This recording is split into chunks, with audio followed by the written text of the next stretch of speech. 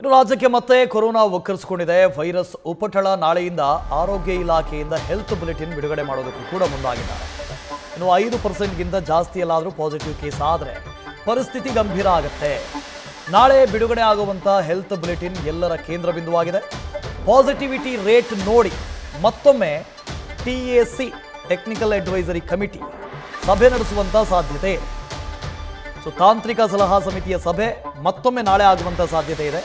ಪ್ರತಿದಿನ health bulletin ಅನ್ನು release ಮಾಡೋದಕ್ಕೆ ಮುಂದಾಗಿದ್ದಾರೆ. ಅಂದರೆ ಈಗ ಟೆಸ್ಟಿಂಗ್ ಅನ್ನು ಶುರು ಮಾಡಿದ್ದಾರೆ.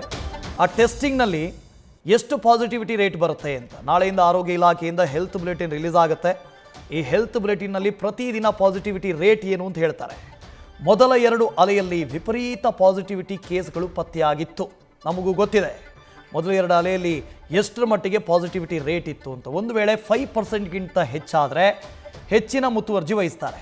ಮಾಸ್ಕ್ ಕಡ್ಡಾಯ ಮಾಡಬಹುದು, ಲಾಕ್ಡೌನ್, ಬೇರೆ ಏನೆಲ್ಲ ಕ್ರಮಗಳನ್ನು ತೆಗೆದುಕೊಳ್ಳಬೇಕು ಅನ್ನೋದರ ಬಗ್ಗೆ ಚರ್ಚೆ ಆಗುವಂಥ ಸಾಧ್ಯತೆ ಇದೆ. ಲಾಕ್ಡೌನು ಇನ್ನೊಮ್ಮೆ ಆಗೋದಿಲ್ಲ. ಹೆಲ್ತ್ ಬುಲೆಟಿನ್ ಆಧಾರದ ಮೇಲೆ ಇಲಾಖೆ ಕ್ರಮ ಕೈಗೊಳ್ಳುವುದಕ್ಕೆ ಮುಂದಾಗಿದೆ. ನಿನ್ನೆ ಕೂಡ ಒಂದು ಸಭೆ ಆಗಿತ್ತು. ಸಭೆಯ ನಂತರದಲ್ಲಿ ಟೆಸ್ಟಿಂಗ್ ಮಾಡೋದಕ್ಕೆ ನಿರ್ಧಾರ ಮಾಡಲಾಗಿತ್ತು. ಒಂದೊಮ್ಮೆ ಪಾಸಿಟಿವಿಟಿ ರೇಟ್ ಕಡಿಮೆ ಇದ್ದರೆ ಆತಂಕ ಪಡುವಂಥ ಅಗತ್ಯತೆ ಇಲ್ಲ. ಯಾರೂ ಕೂಡ ಆತಂಕಕ್ಕೆ ಒಳಗಾಗುವಂಥ ಅಗತ್ಯತೆ ಇಲ್ಲ. ಆದರೆ 5%ಗಿಂತ ಹೆಚ್ಚಾದರೆ ಪಾಸಿಟಿವಿಟಿ ರೇಟ್ ಆಗ ಸ್ವಲ್ಪ ಟೆನ್ಷನ್ ಶುರುವಾಗೋದು ಪಕ್ಕ. ನಮ್ಮ ಪಕ್ಕದ ಕೇರಳದಲ್ಲಿ ಪ್ರತಿನಿತ್ಯ ಪಾಸಿಟಿವಿಟಿ ಸಂಖ್ಯೆ ಹೆಚ್ಚಾಗ್ತಾ ಇದೆ. ಪಾಸಿಟಿವ್ ಕೇಸ್ಗಳು ಜಾಸ್ತಿ ಆಗ್ತಾ ಇದೆ. ಹಾಗಾಗಿ ಕೇರಳ ಕರ್ನಾಟಕದ ಜೊತೆಗೆ ಅತ್ಯಂತ ಹೆಚ್ಚಿನ ಬಾರ್ಡರನ್ನು ಹಂಚಿಕೊಳ್ಳುತ್ತೆ. ಅಲ್ಲಿಂದ ಇಲ್ಲಿ ಬರುವಂಥವ್ರು, ಇಲ್ಲಿಂದ ಅಲ್ಲಿ ಹೋಗುವಂಥವ್ರ ಸಂಖ್ಯೆ ಜಾಸ್ತಿ ಇದೆ.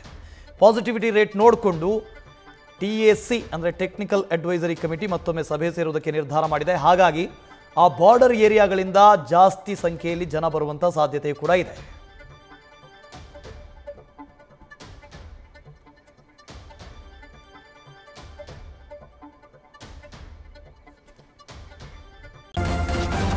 ನ್ಯೂಸ್ ಫಸ್ಟ್ ನಿರ್ಭೀತಿಯಿಂದ ನಿಮ್ಮ ಪರವಾಗಿ.